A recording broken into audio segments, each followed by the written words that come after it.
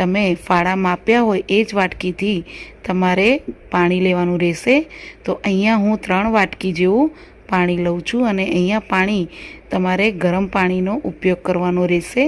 જો ઠંડા પાણીમાં તમે ફાળાને બનાવશો તો આ ફાળા તમારે એકદમ ચીકણા બનશે, ફાળા લાપસી। તો આ રીતે 3 વાટકી જેવું ગરમ પાણી લેવાનું। અહીંયા ઘણી વખત ફાળા નાના મોટા બી આવતા હોય છે, તો એ પ્રમાણે તમારે પાણીનું બી એડજસ્ટ કરવાનું। પણ 1 વાટકીની સામે 3 વાટકી પાણી અથવા તો તમે અહીંયા દૂધ બી લઈ શકો છો, પણ દૂધ ઘણી વખત ફાટી જતું હોય છે, એટલે આપણે અહીંયા પાણીનો ઉપયોગ કર્યો છે।